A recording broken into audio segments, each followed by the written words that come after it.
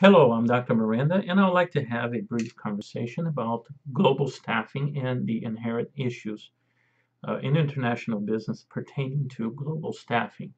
Now, this type of operation, global staffing, and a global staffing approach has to be handled at the nascent or at the development phases of the business expansion, particularly when it comes to the planning. This isn't something that you can simply move abroad, open a company, and then decide, okay, now how are we going to do this?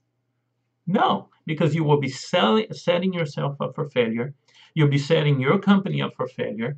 And this is something you don't want to do. Okay, these are issues that you want to avoid right away. It's always a great thing while you are in the design phase to consider the differences among what? Among the ethnocentric, geocentric, and polycentric staffing approach.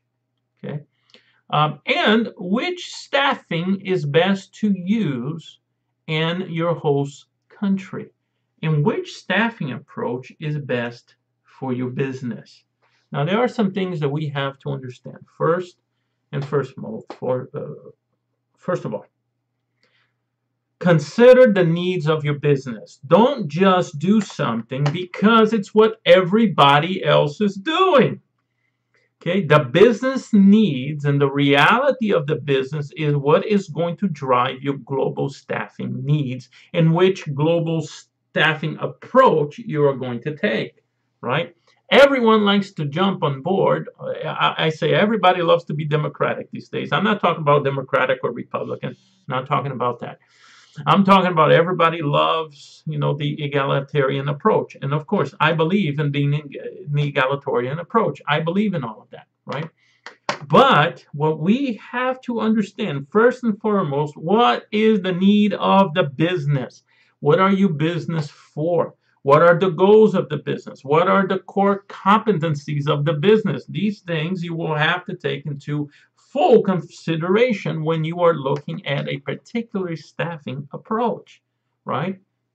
Now, another thing that you should consider is, does the culture of the country that you are expanding into, are they able to adapt or adopt or welcome the particular staffing approach? Again, we all love to be democratic, right? I am a person that I believe in meritocracy, meaning you are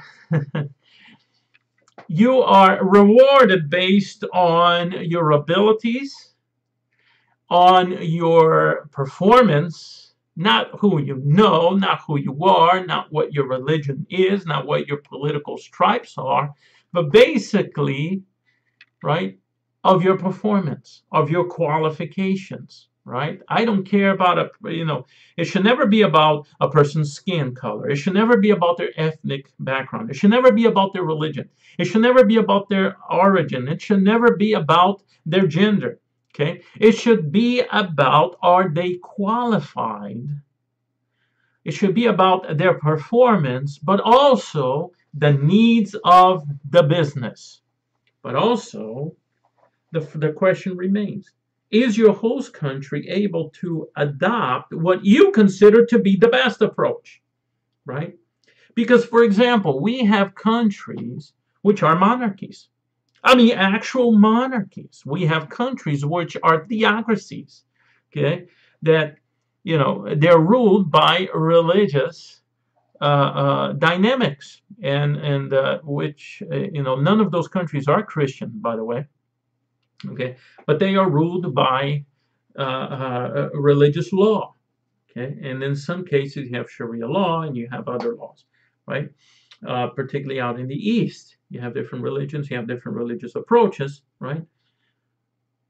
And because of those particular flavors of, local labor relations, different religious approaches, different country makeup, organization, you've got to really think about what is going to work for your company. Again, don't just jump on the bandwagon because everybody else is doing. Yes, we want to be fair with every one of our employees. Yes, we treat every employee with respect, with dignity, okay? But we also must be very, very careful to respect the local laws and traditions of the markets in which we are doing business with. I'm not talking about if they are exploiting, if some of their labor laws are exploiting their employees. We don't have to do that.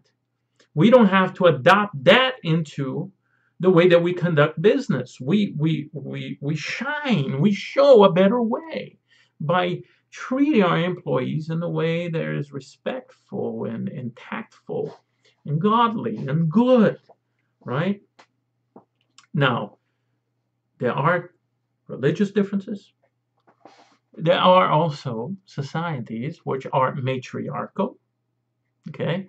So again, right, if you're going to put someone in big authority as an executive in a country that is matriarchal, and believe me, there are those, particularly when it comes to certain areas in the Philippines,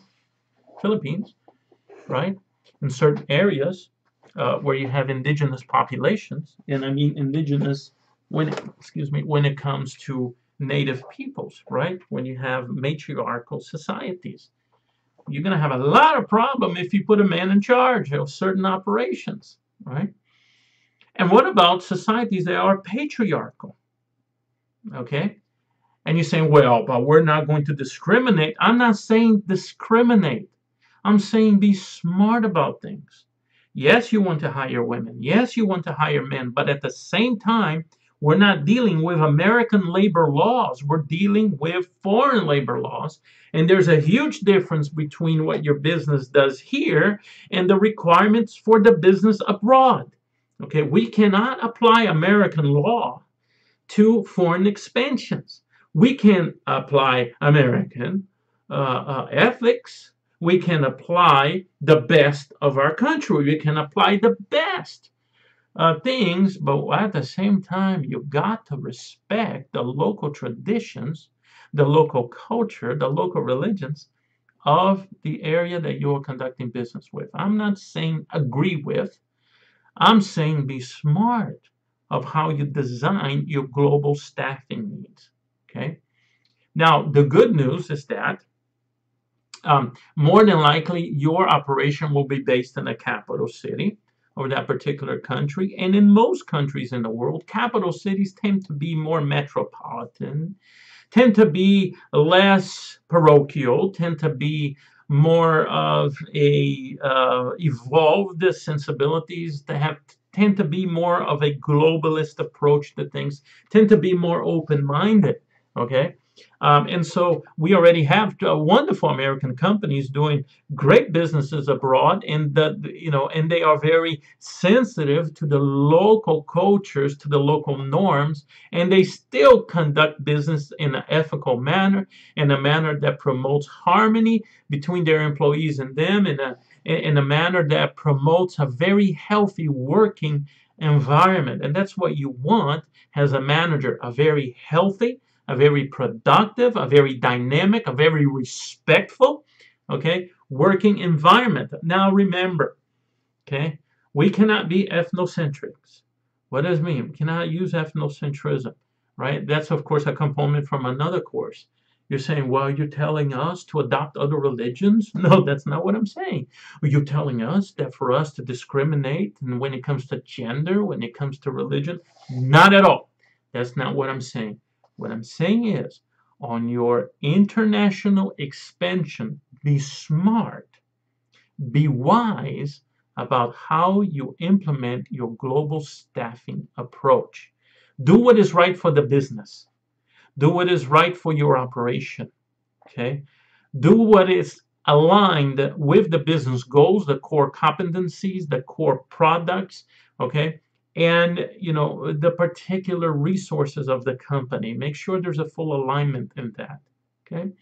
And just remember, there are ways that you can influence behavior in a positive way, in a respectful way, that you can actually get them, okay, to follow exactly the structure that you intend them to have. But remember, Rome wasn't built in a day. It took centuries. Okay. It's slow approach. It's the smart approach. You come in and you want to do so much change and you want to do this, your business is not going to last. You have to be very respectful of the norms and the traditions of other countries. Let's be smart about our global staffing, right? Our global staffing approach. Otherwise, there will be lots of trouble. And that's the last thing that you want on a global expansion. Have a beautiful day.